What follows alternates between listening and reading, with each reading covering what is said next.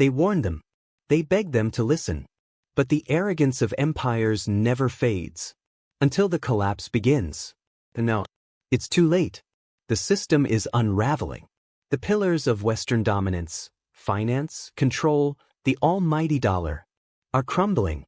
And at the center of this collapse? A revolutionary alliance they never saw coming.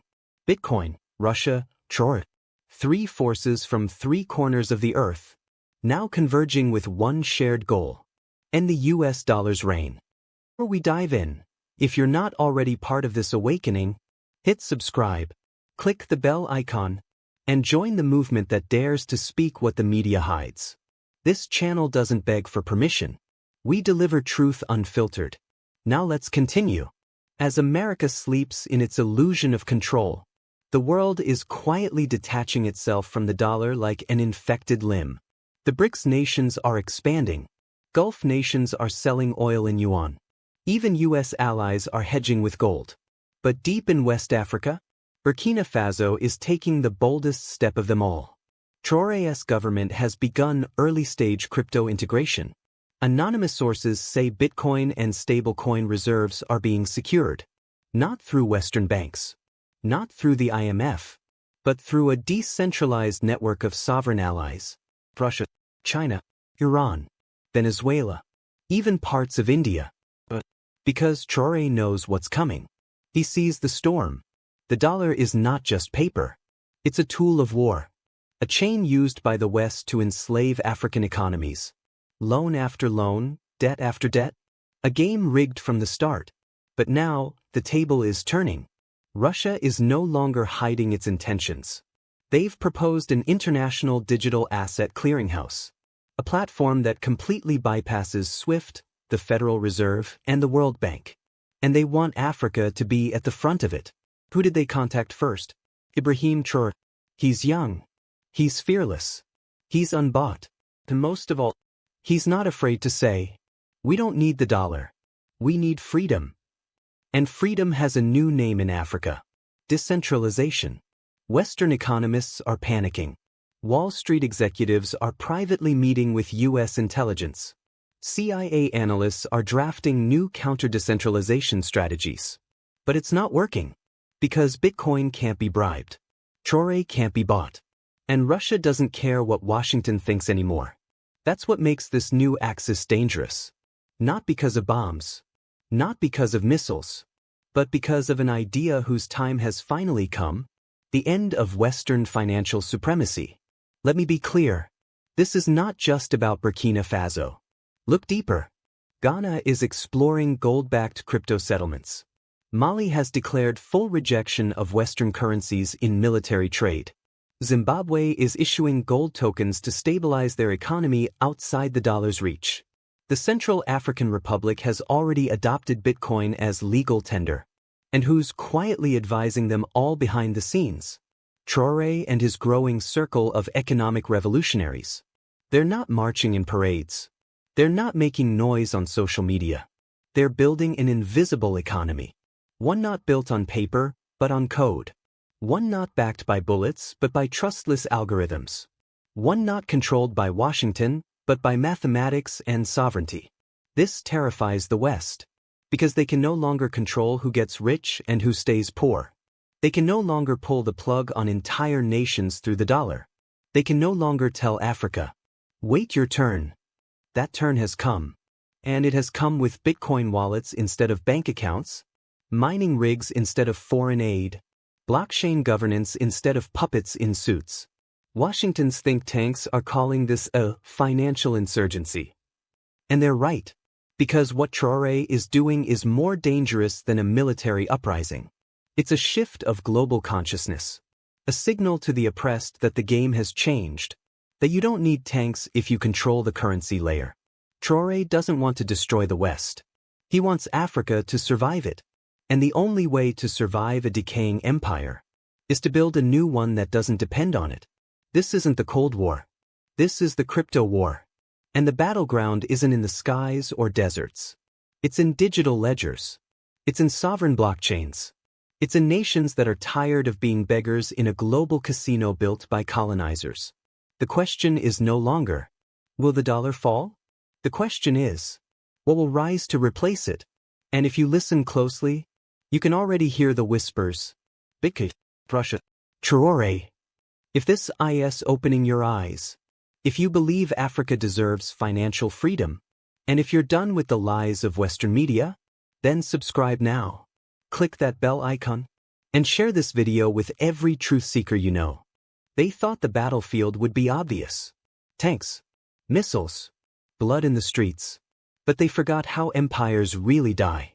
Not with fire, not with war, but with silence. The silence of a collapsing currency. The silence of a continent walking away from its chains. The silence of millions waking up, digitally, financially, politically. Russia, Traore. This isn't a story. This is a funeral. A funeral for the old world. A burial of petrodollars, central banks, and Western illusions of eternal dominance. And at the heart of this revolution, a man they tried to ignore. They laughed at his age. They dismissed his accent. They downplayed his message. But now, even Washington whispers his name. Ibrahim Traoré, the financial rebel from the Sahel. The nightmare of Western economists. The hero of a rising Africa. Because while most leaders beg for dollars, he prepares to bury it. Here's what they won't tell you on CNN. The dollar isn't dying because of inflation. It's not collapsing because of bad policy. It's not failing because of Democrats or Republicans. It's falling because the world is no longer afraid to imagine life without it.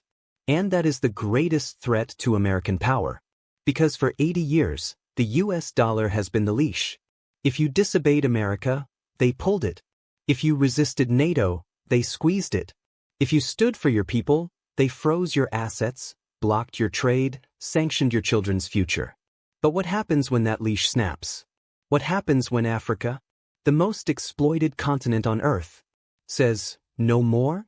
What happens when Burkina Faso begins mining its own Bitcoin using solar power from its red soils, storing it in cold wallets protected by Russian encryption, transferring wealth peer-to-peer without a single US bank involved? What happens when African soldiers, teachers, farmers, engineers get paid in a currency that can't be devalued from Washington? What happens when African gold backs crypto instead of paper? When rare earth minerals fund digital development instead of Western debt? What happens is this. The game ends. And that's why they are scared. Because America isn't just watching the fall of the dollar. It's watching the fall of its last weapon. The military can't stop this. NATO can't bomb a blockchain. CIA psyops can't infiltrate an immutable ledger. This is a new war. One built in silence, fought with code, and led by rebels with no interest in being saved, only in being sovereign. They say Traore is young. But so was Sankara. So was Lumumba. So was Mandela when they first imprisoned him. And this time, they can't imprison code. They can't assassinate Bitcoin. They can't stage a coup on a peer-to-peer network. And they can't coerce a generation that has tasted digital power. And Traore knows this. He's not just holding rallies. He's not just firing French troops. He's building a currency firewall around Africa. With help from Russia, China, Venezuela, and now, rumors suggest, even Middle Eastern players. He's coordinating an underground financial alliance so powerful, it could redefine trade routes, foreign investment, and economic alliances across the entire Southern Hemisphere. Meanwhile, America is gasping. Their debt is over $35 trillion. Their own citizens are fleeing to crypto. And now, their third world enemies are developing first world financial tech outside their control. Think about it. The same Africa they mocked for having no infrastructure is now developing blockchain networks faster than Europe, Burkina Faso, Mali, even parts of East Africa. And Traore is the digital torchbearer. This is no longer about resistance. It's about recreation. So ask yourself, why is the US preparing new sanctions on African nations involved in non-transparent digital practices? Why is the World Bank suddenly pushing Africa-friendly digital currencies designed by Western contractors? Why is NATO intelligence trying to infiltrate crypto mining centers in the Sahel? Because they know what's coming. A digital exodus. A breakaway economy. A decentralized rebellion. And once it spreads, once the continent sees what it means to own your money, to trade without middlemen, to grow without being watched, it's over. But here's the twist. It's not just Africa that's waking up. Latin America is joining. Parts of Southeast Asia are experimenting. Even Europe's working class is starting to question the American-controlled banking system. This isn't a regional collapse. It's global disobedience. The dollar isn't bleeding, it's being abandoned. Step by step. Nation by nation. Wallet by wallet. And it all traces back to three forces. Russia. Traore. This is the prophecy the West refused to believe. That their empire would fall not by war, but by a quiet revolution of the mind. And the mind is now armed. With blockchain. With belief. With a will to be free. Subscribe now. Click the bell icon. And don't miss the next chapter, where we expose the secret counter-strategies the West is deploying to stop this movement before it reaches critical mass. And what's worse, they're already targeting Traore. Digitally. Politically. Personally. Because this story isn't just about the fall of the dollar. It's about the rise of something far more powerful. A free world. And it's already happening. Loudspeaker disclaimer. The content shared on this YouTube channel is entirely fictional and created for educational and entertainment purposes only. The stories about the life of Ibrahim Traoré are imaginative works of fiction and do not represent real events, news reports, or verified facts. These videos are not connected to any official source or news outlet, and viewers should not interpret them as factual representations. Thank you for watching and supporting creative storytelling.